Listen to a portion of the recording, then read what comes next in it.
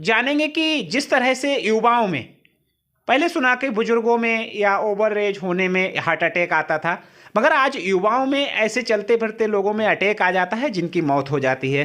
तो डॉक्टर साहब, बहुत बहुत स्वागत है भारत आज में आपका।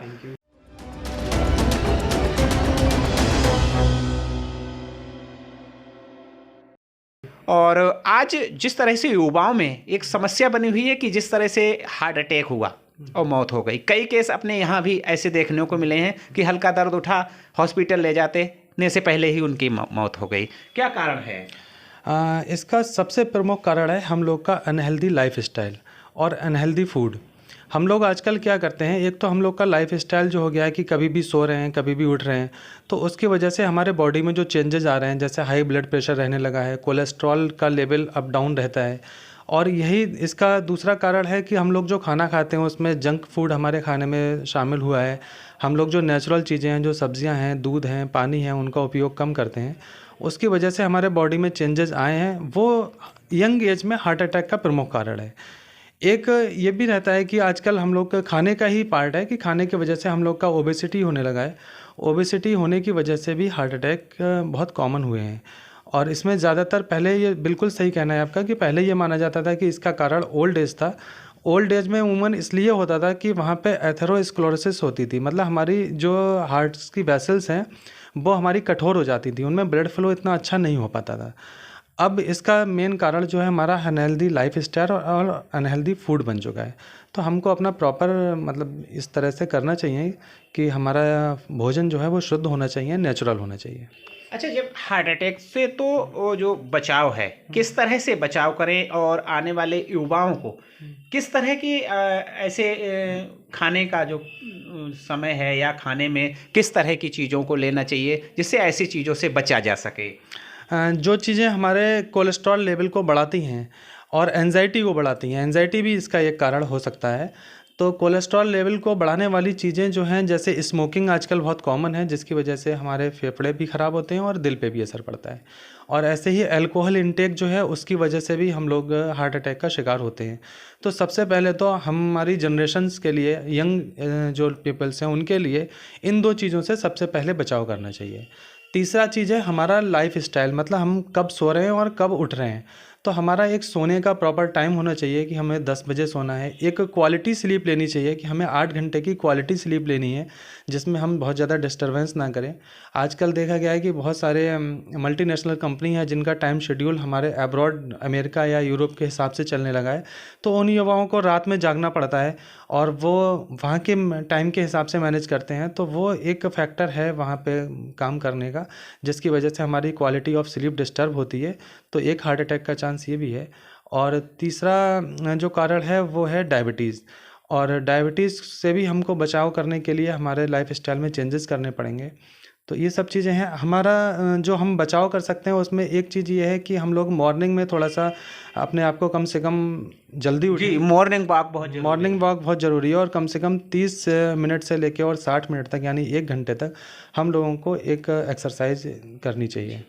तो बिल्कुल, जिस तरह से हार्ट अटैक की समस्या थी और हार्ट अटैक के साथ साथ एक बेमौसम में डेंगू की समस्या है जो सितंबर और अक्टूबर में देखी जाती है, मगर इस बार जो है अक्टूबर, नवंबर और दिसंबर तक में एक बड़ी संख्या में डेंगू निकल के सामने आया है। और डेंगू से कई, अपने कस्बे को ले लीजिए तो बहुत सारी मौतें भी डेंगू से हुई हैं। तो क्या कारण है और ये डेंगू क्यों फैला है?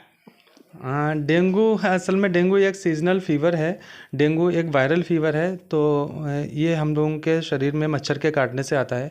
तो एडीज़ मच्छर जो होता है, एडीज़ फीमेल मॉस्किटो इसके लिए रेस्पॉन्सिबल होती है, जो हम लोग को काटती है। तो वैसे तो ये इसका एक सीज़न होता है कि इसमें जब फेवरेबल कंडीशन होंगी मच्छर की ग्रोथ के लिए तभी होगा। ये उमूमन बरसात के बाद होता है, जब बरसात में चारों तरफ सफ़ेद अच्छा पानी इकट्ठा होता है तो इस फीमेल मच्छर की ग्रोथ को फेवरेबल कंडीशन मिलती है। तो मच्छर का ये है कि जब इसकी ग्रोथ होती रहेगी तो ये फैलता रहेगा। अच्छा, अगर जैसे मौसम की बात की जाए तो बेमौसम इस बार डेंगू फैला है, तो बेमौसम के कारण क्या है, क्यों ये इतना लेट डेंगू फैला? उसके लिए जिम्मेदार है हमारा मौसम, जो हमारा लॉन्ग टर्म, जैसे अभी दिसंबर चल रहा है और बहुत ज़्यादा सर्दी नहीं हो रही है, तो एक ग्रोथ के जो मच्छर की ग्रोथ के लिए रेस्पॉन्सिबल कंडीशन है, जो उनका फेवरेबल टेम्परेचर है, वो उनको अभी तक मिल रहा है, इसलिए वो अभी तक ग्रोथ हो रही है। अच्छा, इसके इलाज से और बचाव, मतलब इलाज किस समय लेना चाहिए, इलाज और बचाव कैसे कर सकते हैं उस पर? चूँकि ये मच्छर से ही फैलता है, तो हमें मच्छर के काटने से बचना है, तो हम मच्छरदानी का उपयोग कर सकते हैं और अपने हाथ पैर को ढक सकते हैं। डेंगू का मच्छर जो होता है अमूमन दिन में काटता है, तो हम अपने पैरों को खासकर कपड़ों से ढक सकते हैं, शूज़ और सॉक्स में रख सकते हैं, जिससे ये मच्छर हमें ना काटे। अपने आसपास पानी ना इकट्ठा होने दें। और रही बात इसके इलाज की, तो इसके इलाज के लिए प्रमुखतः इसका कोई बहुत स्पेसिफिक इलाज नहीं है, चूँकि ये वायरल फीवर है, तो इसमें 7 से 8 दिन से 10 दिन तक भी लग जाते हैं फीवर को। शुरू के 4 से 5 दिन बहुत हाई ग्रेड फीवर आता है, तो हमको पैरासीटामोल लेना है और अपनी बॉडी को हाइड्रेशन में रखना है, यानी हमें खूब सारा पानी पीना है। अगर किसी को बहुत वोमिट आ रही है या किसी का लीवर डिसऑर्डर है, किसी का पेट फूल रहा है, तो फिर हम लोगों को हॉस्पिटलाइज होने की ज़रूरत पड़ती है। अच्छा, एक जिस तरह से मौसम चेंज होता है, सर्दियों का मौसम शुरू होता है, उसमें छोटे बच्चे, नवजात शिशुओं को एक बड़ी समस्या निमोनिया है और तरह तरह की बीमारियां फैलती हैं। तो इन पर आप क्या कहेंगे, कैसे उनसे उनको बचाव में रखा जाए, या फिर जो निमोनिया अन्य जैसी जो बीमारियां सर्दी से हैं, तो कैसे उनका क्या बचाव है, कैसे रखा जाए? हाँ, निमोनिया बच्चों में अमूमन मौसम चेंज होने पे होता है, वैसे भी हो सकता है। निमोनिया के 3 प्रमुख कारण होते हैं। एक तो सबसे पहला कारण होता है कि बैक्टीरियल निमोनिया होता है, दूसरा वायरल निमोनिया होता है, तीसरा फंगल निमोनिया होता है। तो इनमें मेन जो निमोनिया होता है वो बैक्टीरियल होता है, जो हमें इन्फेक्शन की वजह से होता है, और बैक्टीरियल में भी स्ट्रेप्टोकोकस निमोनियाई बैक्टीरिया जो होता है वो मोस्ट कॉमन होता है। तो इससे बचाव का तो एक ही तरीका है कि हम लोग जो हैं अपने बच्चों को इम्यूनाइज़ करा सकते हैं, यानी टीके लगवा सकते हैं, निमोनिया के टीके आते हैं वो सब ले सकते हैं। दूसरा, बच्चों का जो डाइट है, जैसे हम लोग आजकल देखते हैं कि जिन बच्चों को ब्रेस्ट फीडिंग नहीं मिल पाती, माँ का दूध नहीं मिल पाता, उन बच्चों को चांसेस ऑफ इन्फेक्शन बहुत ज़्यादा होते हैं, क्योंकि उनकी इम्यूनिटी वीक होती है। तो एक तरह से हम अपने बच्चों के अगर आहार पे ध्यान दें, हम उन्हें हेल्दी फूड खिलाएं, तो हम इन जैसी बीमारियों से भी बचाव कर सकते हैं। क्योंकि सबसे नवजात शिशुओं में सबसे ज़रूरी है कि माँ का दूध। और डॉक्टर साहब, जिस तरह से निमोनिया के साथ साथ अन्य बीमारियों से भी ग्रसित है व्यक्तियों को पता नहीं लगता तमाम बीमारी, उनके लिए क्या सुझाव है, कैसे अपना स्वास्थ्य के प्रति सचेत रहें? उसके लिए सबसे ज़रूरी है कि प्रॉपर एक तो अपनी डाइट कंट्रोल रखें, न्यूट्रिशन का मेन वो है, और दूसरा हेल्थ स्क्रीनिंग की, अपने आसपास के डॉक्टर्स जो आप गए हैं उनसे अपने खून की या जो भी आपको प्रॉब्लम्स हैं, चेस्ट प्रॉब्लम है तो एक्सरे की या डॉक्टर्स से रेगुलर चेकअप कराते रहें, जिससे आपको आपकी बीमारी का सही टाइम पे पता और इलाज मिल सके।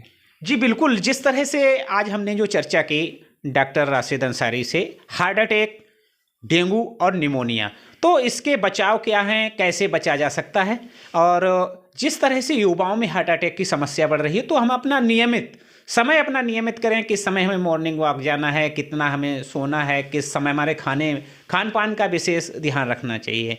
कैमरा पर्सन सुधीर के साथ विजय राठौर, भारत आज के लिए, बधाई।